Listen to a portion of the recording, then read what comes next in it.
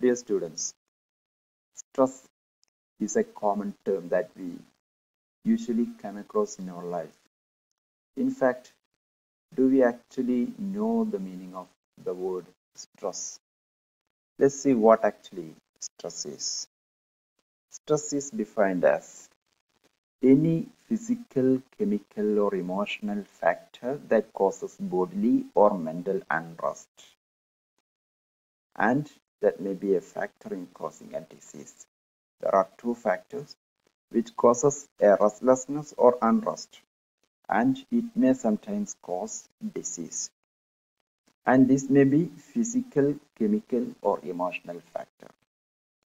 I think it has changed your concept now. Actually, we refer to the mental stress when we speak about the stress. We actually mean the mental stress. But here it comes physical, mental, or emotional factor that causes bodily or mental unrest, both physical and mental unrest or restlessness. And that may be sometimes a factor which causes a disease. The Hungarian endocrinologist, you know what endocrinology is? Endocrinology is the branch of science which deals with the hormones in our body, okay? Hormones. The Hungarian endocrinology Hans Selye used two terms regarding the stress. One is distress and second one is the eustress. Distress is the negative one and eustress is the positive one. Now, you have learned two terms for the stress itself. There is positive stress also.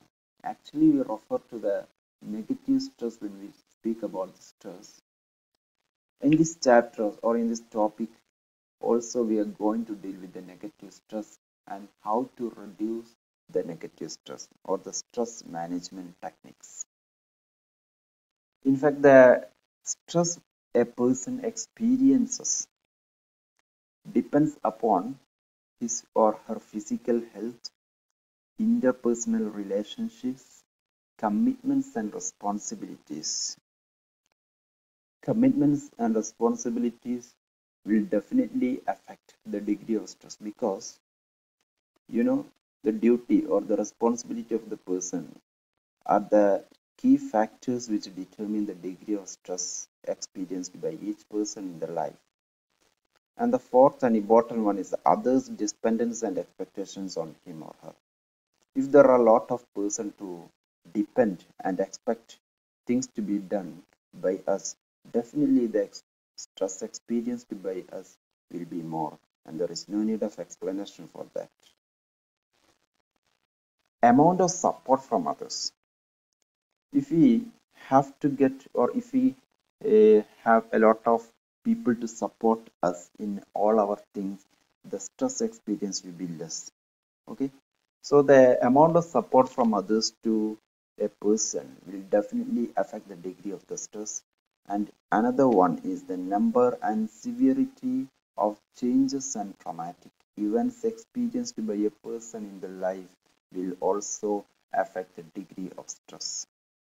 So, in factors causing the stress, external factors and internal factors are there. The external factors which cause the stress are physical environment, job, relationship with others, environment at home, the situations, challenges, difficulties, and experience confronted with daily. Internal factors are the nutritional status, means if a person is not well nourished, the physical and mental stress experienced by him or her will be higher. And there is no doubt that overall health and fitness, emotional well-being, ability to control stress, amount of sleep and rest also cause the stress in the life of a person. Now we are going to actually what are the techniques to manage the stress. The most important technique to manage the stress is the exercise. Exercise provides both physical and mental relaxation. Exercise is one of the most important things you can do to combat stress or if you want to fight against daily stress, the most and easy method or technique you can do is exercise. It may seem contradictory by putting physical stress on your body through exercise can relieve mental stress, but it is true. The benefits are strongest when you exercise regularly. People who exercise regularly are less likely to experience anxiety than those who don't exercise at all. Let's see what the reason is. Actually, there is a hormone which is called endorphin released during exercise. This hormone is called stress hormone, and this hormone is released during physical stress. Exercise is actually physical stress, and at the time of exercise, the hormone endorphin is released. Endorphin is called the natural painkiller and is also called happiness hormone.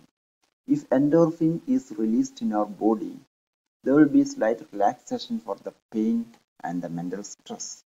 That's the main reason for exercise to be a main technique to manage stress.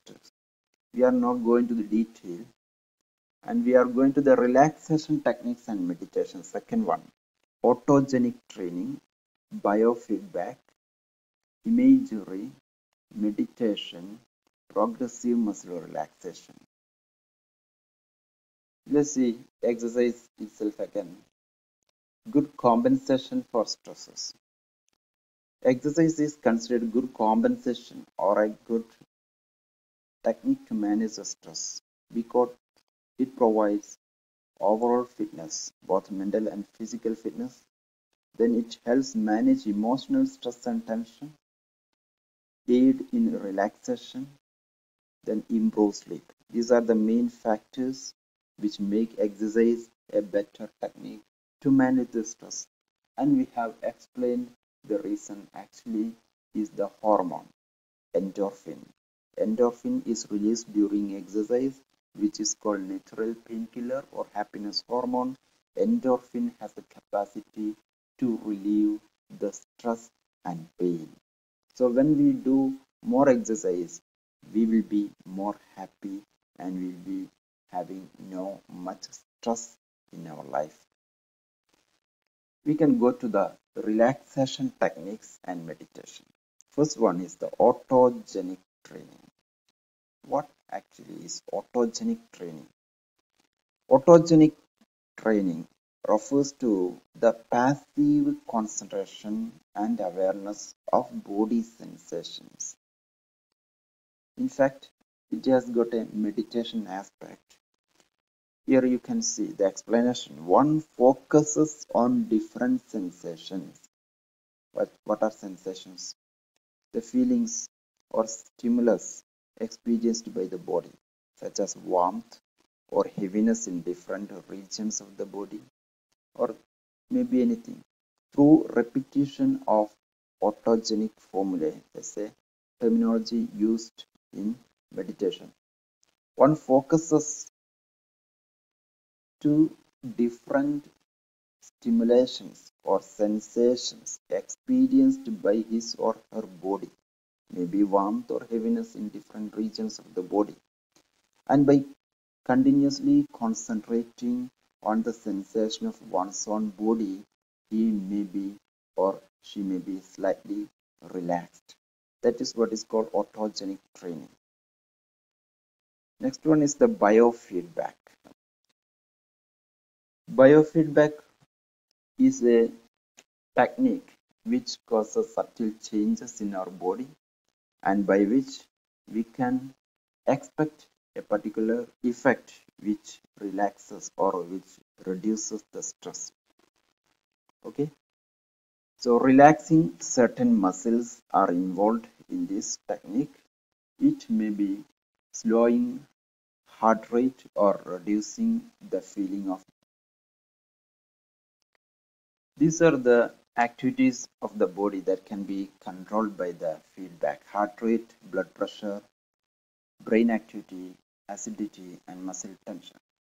Okay, so biofeedback is a very good relaxation technique, and it causes some bodily functions to be controlled, and it has got a lot of instrumentation, and only an experienced person in the field can induce a person under biofeedback.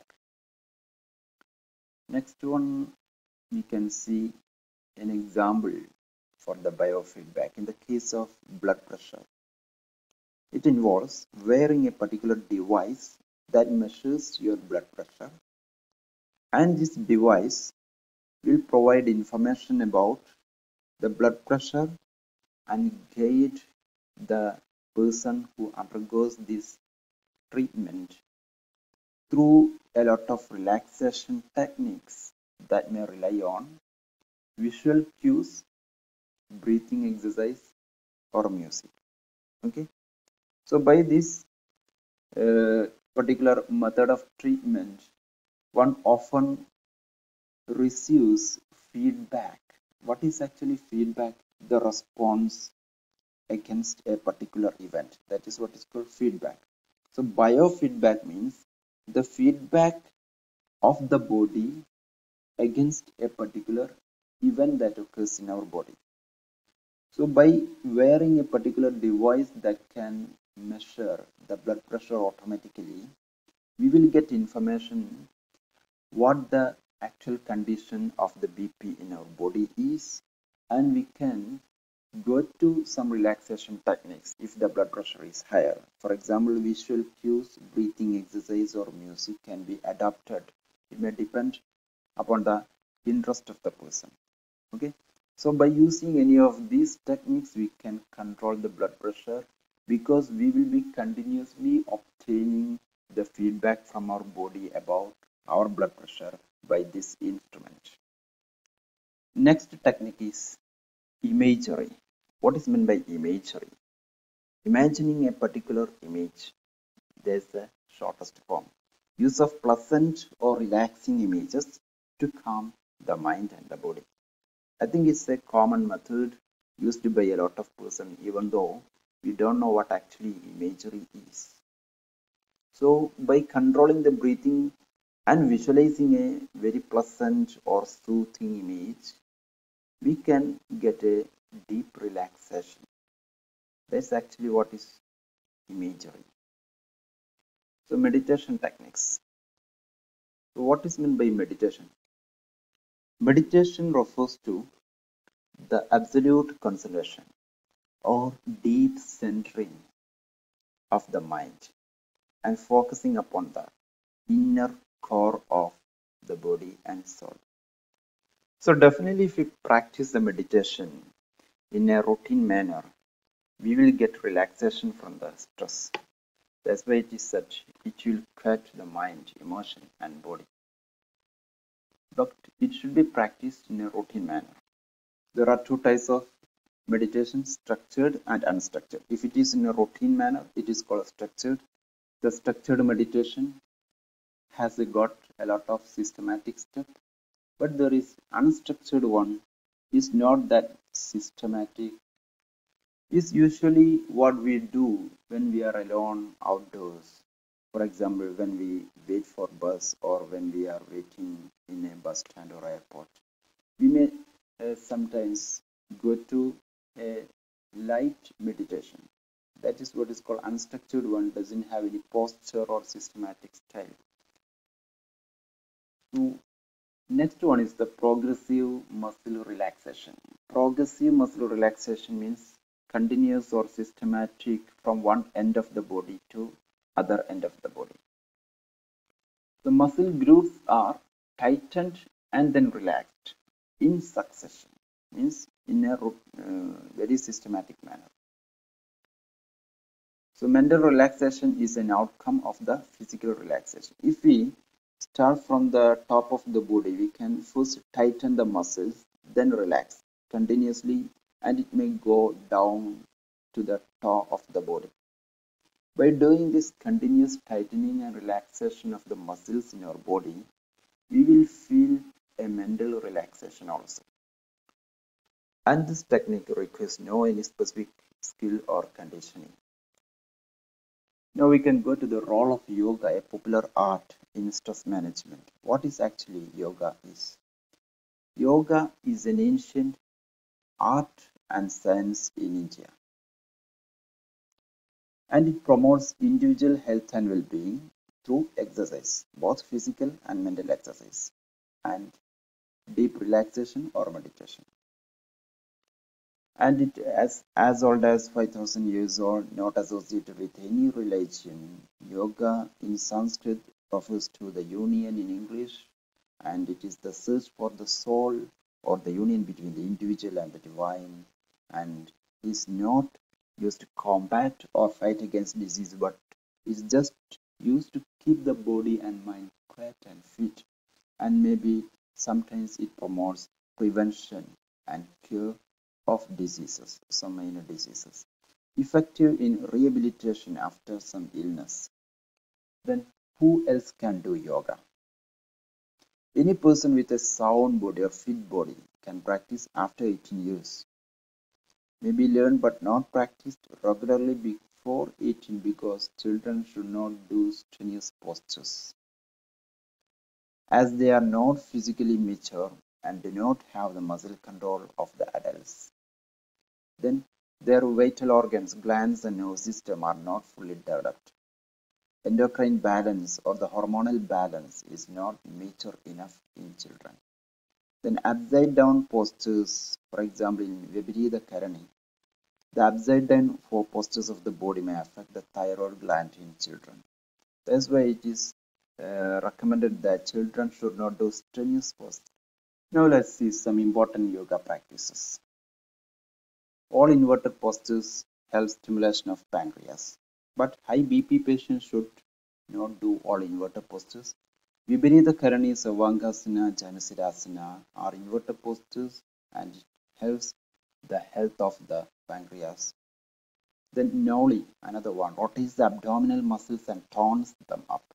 It has got salutary effect on the diseases, especially the abdominal diseases. Then sitting in Vajrasana for 10 minutes after meals is good for digestion. You can see the postures of all these asanas in internet. Then a regular practice of Kapalabhati brings down the blood sugar level. There are some regular asanas that you can do in routine manner. Surya Namaskar, Malsyasana, Halasana, Bhujangasana, Shalabhasana, Ardha Malsyendrasana, and some general purpose yoga exercise aimed at overall health of the body are Naugasana, Padahastasana, Yoga Mudra. These are in fact replacing the exercise, and the person can select the posture or asana according to the need of both body and mind. Okay,